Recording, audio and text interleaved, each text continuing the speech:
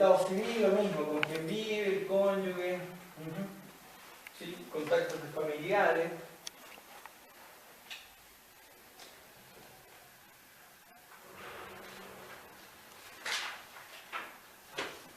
Y entramos con los antecedentes mórbidos, enfermedades relevantes.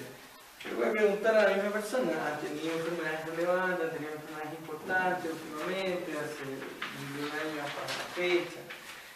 ¿Se enferma frecuentemente? ¿De que se enferma? ¿No? Uno, en el diálogo, ¿no? Es un diálogo, ¿no? Para sacar un poco de conversación también, ¿no? Uno le puede hasta bromear, decirse con muy buena salud, cuente, ha tenido algún tipo de enfermedad, algún proceso de enfermedad hace un año atrás, ¿no? Ha sido operado de algo, ¿no? El asunto es que en este encuentro, tú que estás preocupado del vínculo, en este tipo de encuentro, lo principal, que ya lo he dicho varias veces, que dirige es una entrevista en donde haya un buen rapport, ¿no? Una buena llegada, ¿no? Un buen acercamiento y la persona estaría dispuesta a conversar, ¿no? Y estas preguntas son así, en ese tono de conversación, ¿no? No son como en una cosa así como que tú estás todo el rato atacando, ¿no? Al contrario, o sea, hasta puedes hacer algún comentario. Por eso que es lento, por eso que es lenta el trabajo, ¿no? Es un trabajo de comunicación, ¿no? Entonces, accidente. ¿Usted ha tenido algún accidente últimamente? ¿No? Porque, ¿no? Al venir para acá, ¿no? Al estar aquí, ¿no? O sea, ha caído, se ha golpeado, ¿no? Consultas de salud mental anteriores, ¿no? Eso generalmente uno lo consulta con la enfermera. Generalmente uno no le pregunta directamente. Uno puede preguntar, ¿ha venido acá, ha sido atendido por otros médicos? ¿Por qué razón? Y la persona te puede volver a decir por el accidente que le conté. Entonces no lo consigna. Y deja en pausa el tema de la salud mental porque si te cuentan, no, porque yo le dije, me atropellaron. Ah, por eso ha sido atendido. Y ha sido atendido por los médicos, ¿no? ¿Cómo se ha sentido de ánimo, de salud? Ha venido a consultar por problemas de ánimo, se ha sentido, ¿no? Generalmente porque uno pregunta por el tema amplio de ánimo, porque el estado anímico para el común de la gente nos puede revelar temáticas de emoción, de salud mental, ¿no? Entonces uno podría intentar explorar. De todas maneras, siempre es aconsejable ir a la ficha clínica y preguntarle a la enfermera. Con respecto al ítem de tratamientos psiquiátricos anteriores, lo mismo. En la ficha clínica debe estar algunos consignados en los tratamientos anteriores. Tratamientos actuales es especificar medicamentos, ¿no? Entonces va a la ficha y trata de indagar qué tipo de atenciones están teniendo, ¿no? A nivel de medicamentos, ¿sí? Y los medicamentos y las dosis diarias, porque cambia mucho, ¿no? Si lo están aplanando a una persona, ¿no? O simplemente es para mantener las sintomatologías más severas.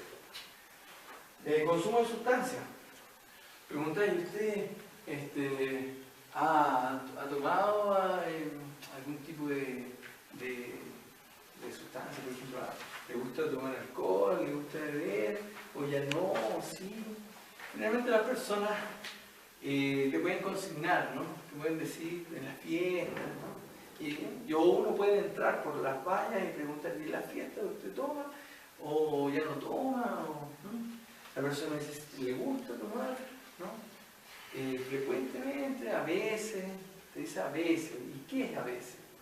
¿no? Eso es importante porque algunas veces uno como psicólogo, por ejemplo, es como esto, ¿no? Cuando las personas te dicen a veces o te dicen me siento mal, uno no sabe qué es a veces ni qué es sentirse mal. Entonces uno tiene que indagar, o sea, saber, preguntar, ¿qué es eso? ¿Cómo mal? ¿Mal cómo? ¿no? Para aclarar. Porque yo me puedo sentir mal porque, no sé, por una razón, la otra persona por otra. Los estados son muy subjetivos. Entonces, lo mismo, a veces tomo un poquito. ¿Cuánto? ¿Con qué frecuencia? ¿Con qué frecuencia, por ejemplo, a la semana, 2 veces a la semana, 3 veces? Y cuando te dicen, no, como una vez a la semana, ¿qué? Una vez. ¿Y cuánto? Porque una vez puede ser una java, una vez puede ser una botella entera, una vez, ¿qué es? ¿no? Una copita, 2, 3. Y uno le puede preguntar, así, una copita, 2 copitas o la media botella. Y se ríe, ¿no? Típico que... Y ahí empieza, ¿no? Pero por eso tiene que ver mucho con el rapport que uno establece, ¿no? Con la confianza, ¿no? Tiene que establecer ese si me tiene la presencia de la institución, preguntar, ¿por qué razón estás acá? ¿No? ¿Por qué razón se puede estar acá? Porque me trajeron. ¿Okay? ¿Quiénes te trajeron? ¿A quién te consigna? ¿A quiénes te trajeron? Porque me recogieron. ¿Ok? Uno va entonces desplegando la situación de calificación, que generalmente es la que se van a encontrar ustedes acá.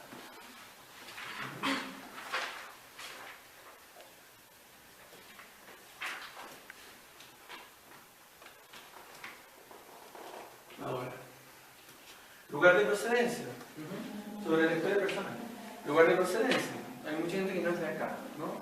Pero también uno está viendo, en todas estas interrogantes, en todas estas preguntas que va avanzando, uno va viendo qué tipo de, con quién estás, ¿no? O sea, te entienden, no te entienden, ¿no? Hay ubicación temporal-espacial, ¿sí? Etnia, ¿no? Es importante saber si pertenece a alguna etnia. Por ejemplo, acá hay unos pacientes que son de etnias y que no hablan el español, y eso es una complicación más para ellos y ellas, ¿no? El aislamiento, ¿no? No tenemos en este equipo, no sé si alguien habla quichua o habla alguien. Ese es un problema para nosotros, siendo una... ¿no? Porque si trabajas en hospitales públicos necesitas aprender, ¿no? Es más valioso aprender quichua que inglés para trabajar con la población local. Bueno, hitos de etapas del desarrollo, recuerdo. Eso es importante cuando ustedes tienen a pacientes que ya tienen una interacción, porque los hitos del desarrollo son clave. ¿Por qué? Porque van a dar el origen de los problemas. Generalmente van a ser orígenes traumatizantes.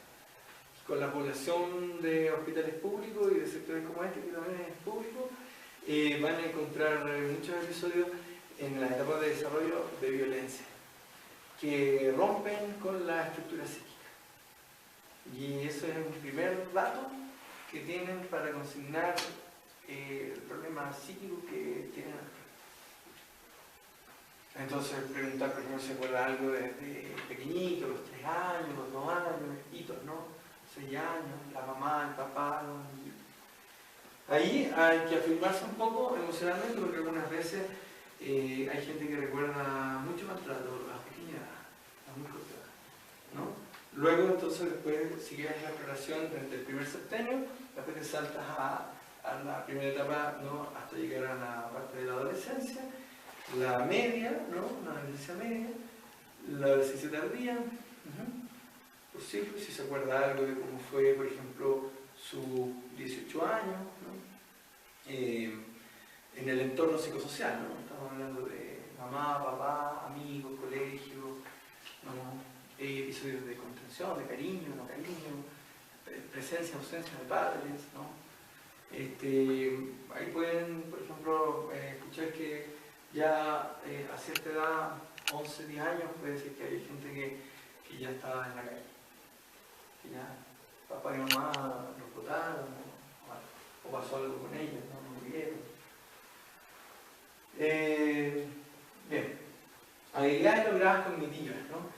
Eso sirve para saber, es como no dedicarnos tanto a la parte patológica, sino que saber que efectivamente si tiene la persona elementos patológicos, tiene también elementos que no son patologizantes, que son habilidades, son capacidades. Entonces, de alguna manera nos sirve para encauzar algún tipo de proceso de pronóstico, de terapia. O sea, por ejemplo, la persona efectivamente no tiene problemáticas, ¿no? Están consignadas en la ficha, ¿no? Pero también tiene una gran imaginación, por ejemplo.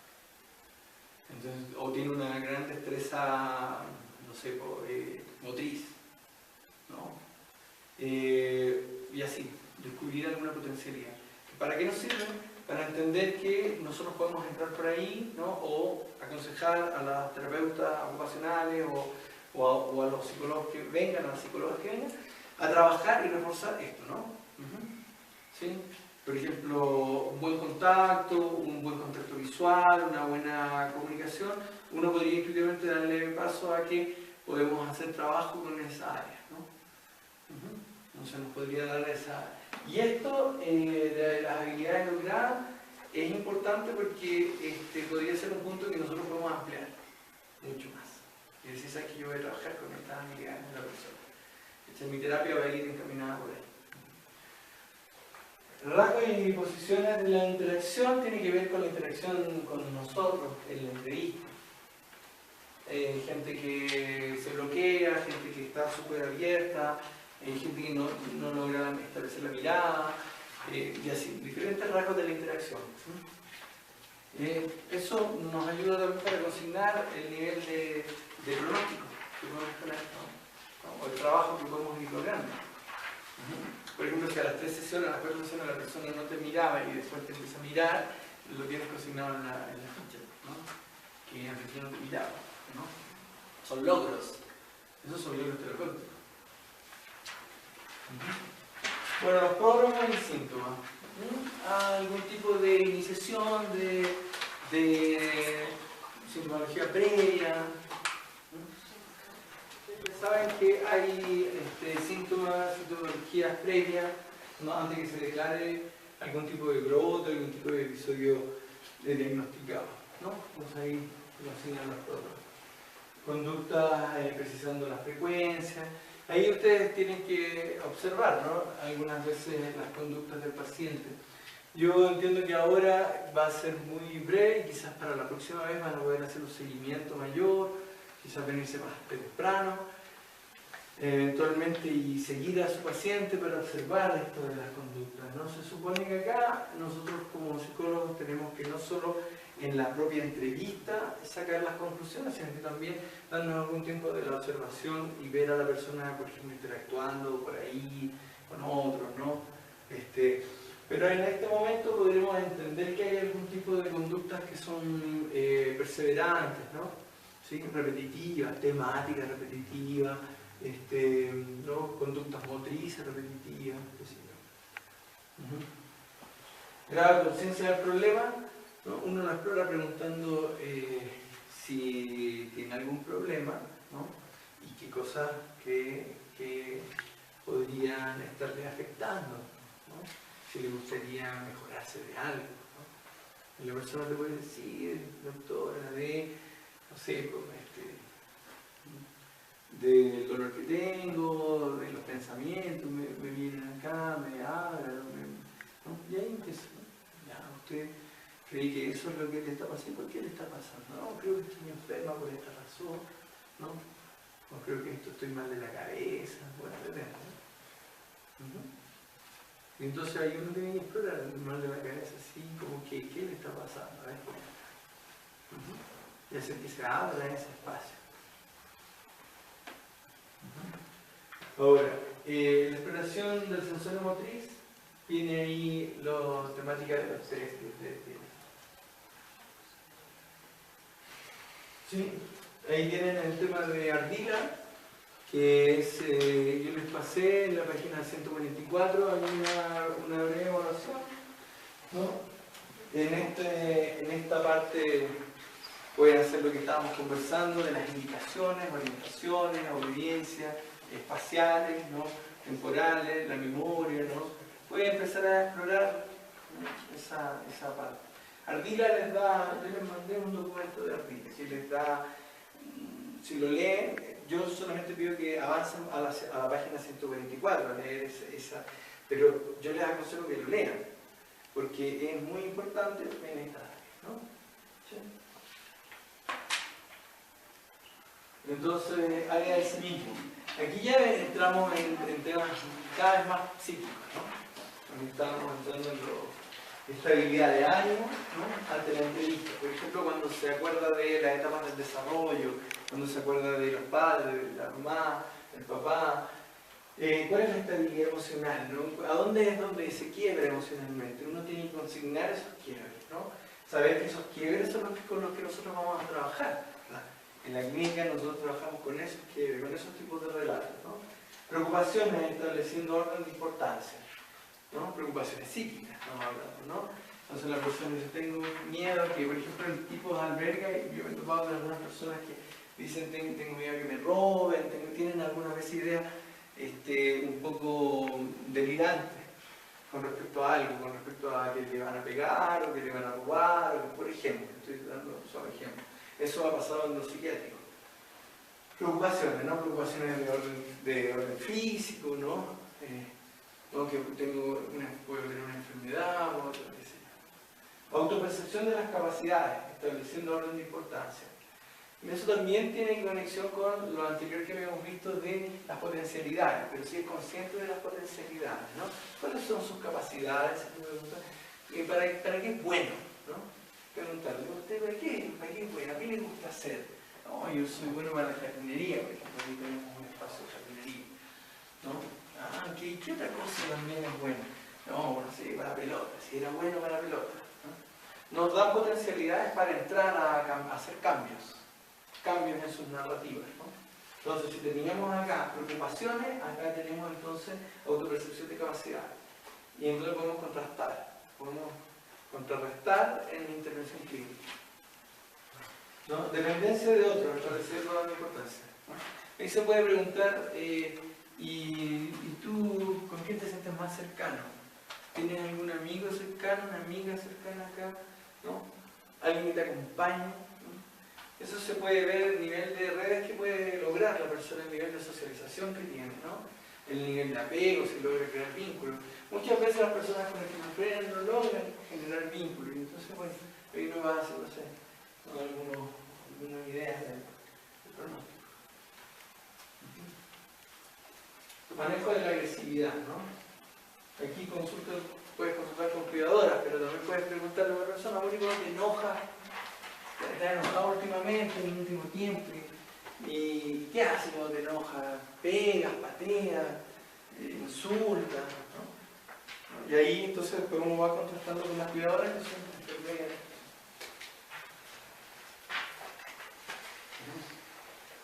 Bueno, la capacidad de entender la comunicación, ¿no? Ahí uno ya puede consignar las temáticas de trastornos del lenguaje, ¿no? Como en el ejemplo que tuvimos con Thomas cuando hizo el roleplay, ¿no? Obviamente ahí había un área, ¿no? Que había que investigar, ¿no? El tema del lenguaje. Suspicacia, desconfianza, ¿no? ¿Sí? Establecer la suspicacia, ¿no? ¿Sí? ¿Tiene desconfianza a qué? ¿No? No confía en dónde. Hay gente que no tiene paranoia, no hay delirio. Esto para explorar esa parte, ¿no? Meticulosidad. Eso para explorar manías, ¿no? Todo enfocado a entender el cuadro diagnóstico, ¿no? Algunas veces encuentra manías motoras, ¿no? Perseveraciones de movimiento, ¿no? De repente, ¿ya? Entonces, lo explora. Ideas iterativas, ¿no? Sí. Calidad de las interrelaciones, ¿sí? Especificando si hay contacto visual, si hay contacto táctil, si hay contacto gestual, ¿no?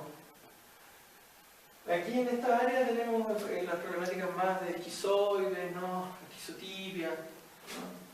Entonces uno puede empezar a ordenarse, ¿no? La imagen de sí mismo, ¿no? La imagen de sí mismo, explorar ideas, ¿no? Un sí mismo integrado, un sí mismo bien visto, un sí mismo deteriorado, ¿no? Eso es sumamente importante, ¿no? Finalmente estamos hablando de las construcciones de la imagen de sí mismo, estamos hablando de la construcción yoica, ¿no? Cómo me veo, no cómo me ven los demás, no cómo creo que me ven los otros, me ven como alguien, no sé, capaz, inteligente, tonto, feo, ¿no?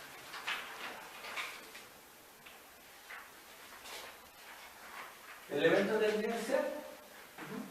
Entonces tenemos ahí sensaciones ante estímulos, ¿no? Estímulos audibles, táctiles, motrices. Entonces uno puede hacer ahí algún tipo de escaneo pequeño, ¿no? El auditivo lo hemos comprobado durante toda la entrevista. En los táctiles podemos pensar en que la persona, por ejemplo, describa algo, ¿no? Entonces yo le puedo pedir que toque esto y lo compare con esto. ¿Me podrías decir la diferencia, ¿no? todo esto es como una especie de juego, ¿no? O sea, la persona se tiene que sentir entretenida y ustedes también entretenerse. No es una cosa así como rígida. Por eso hago tanto hincapié con el tema del rap, ¿no? Esto es más rugoso, la mano se me desliza menos, esto es como más resbaloso, la mano se me... ¿no? Bueno, no sé. Pedirle pruebas, ¿no? ¿Sí? Pedir que toque una lana, ¿no? ¿Y qué siente con esto? ¿Qué sé yo? Motores, nosotros ya lo estuvimos averiguando, ¿no? Con el sensorio, ¿no? Entonces un poco consignarlo, ¿no? Depresión, táctil, siente, ¿no? Visuales, ¿no? Si puede describir objetos, si puede escribir el jardín, si puede describirnos a nosotros. Gustativo, ¿no? Ahí tienen, generalmente uno lleva algo para el tema gustativo. No creo que alcancen a llegar a esta área, pero hoy día, quizás mañana, o sea, la próxima visita, pero siempre conviene también, además, tener algún tipo de caramelo o algo así, ¿no? O alguna cosa así para preguntarle qué va sintiendo, ¿no? Todo. Claro que la ficha tiene que preocuparse en una área afirmativa, ¿no? Tiene que ver con la construcción de sí mismo. Los criterios de análisis de los ejes, ustedes ya más o menos se lo saben, ¿no? Trastornos clínicos, en el eje 1, ¿sí? En el eje 2, trastorno de la personalidad y también retraso mental, ¿no? Enfermedades médicas. Y esto ya, ¿por qué? Porque ya estamos haciendo las conclusiones de nuestra exploración. Entonces hemos ya hecho la exploración, ¿sí? Y finalmente tenemos el eje 4, ¿sí? Que en este caso es muy importante, es extremadamente importante el eje 4. ¿Por qué? Porque los pacientes son generalmente impactados por lo psicosocial. Las problemáticas de salud mental hoy en día no son como bichos que se instalan en un cuerpo, así como un agente patógeno que viene de ambiente exterior. Las problemáticas de salud mental son dadas principalmente por las temáticas biopsicosociales. ¿Y por qué es tan importante? Porque efectivamente puede estar lo bio. O sea, por ejemplo, alguien puede tener un daño orgánico. Ese no es el problema en la psicología. Porque si tienes un daño orgánico y estás en una familia acogedora, una familia contenedora, una familia que te va a impulsar, no hay problema, ¿me entiendes? O sea, no hay mayores problemas. Tú puedes tener síndrome de Down, daño orgánico, deficiencia mental, ¿no? O Asperger, lo que sea. Pero si tienes el entorno psicosocial, entonces no va a haber quiebre, ¿no? Y en tu emotividad tú vas a vivir tu vida y puedes inclusive, en la mayoría de las veces, desarrollarte dentro de ese ámbito. Hay muchos niños autistas que han crecido en buenos ambientes psicosociales y que tienen logros, y hoy en día, por ejemplo, hay muchos casos de ciertos tipos de autismo donde las personas logran una especificidad, ¿no? Y una sobreintelectualidad en áreas, ¿no? Entonces son grandes pianistas, son grandes pintoras, pero gracias a que tienen la comprensión psicosocial. Nosotros nos vamos a enfrentar aquí en las dificultades. Y esta es la clave. Por eso que la Organización Mundial de la Salud y la discusión y el debate que tenemos dentro de nuestra facultad, se habla de que si la psicología es social o si es del área de la salud. Pero la misma OMS, la Organización Mundial de la Salud, dice que los determinantes sociales de la salud se llaman determinantes sociales de la salud, porque, por ejemplo, tú puedes tener un agente patógeno, como se creía en los años 80, y enfermarte de VIH. Pero tú te enfermas de VIH principalmente porque no estaban las redes de comunicación y de prevención instaladas en lo psicosocial, y luego no te adhieres a los tratamientos porque tampoco tienes las redes sociales bien armadas, y luego, entonces, te deterioras con el síndrome patógeno, por ejemplo, con toda la cantidad de disminución del anticuerpo, ¿no? Porque no estás instalado en una red psicosocial. Por eso que desde los años 80 para adelante ya se habla que efectivamente pueden haber agentes patógenos, Pero lo que marca la diferencia entre la sobrevida o no, o cómo se llevan los trastornos, es lo psicosocial. Eje 4. Y el eje 5, que ahí nosotros tenemos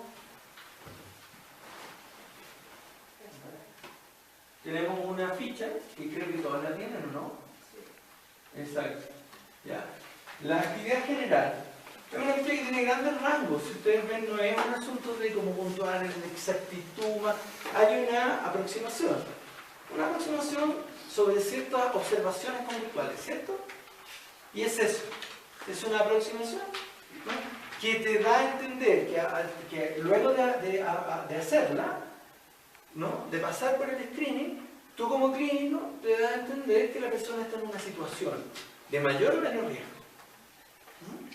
Y que se triangula con toda la información anterior.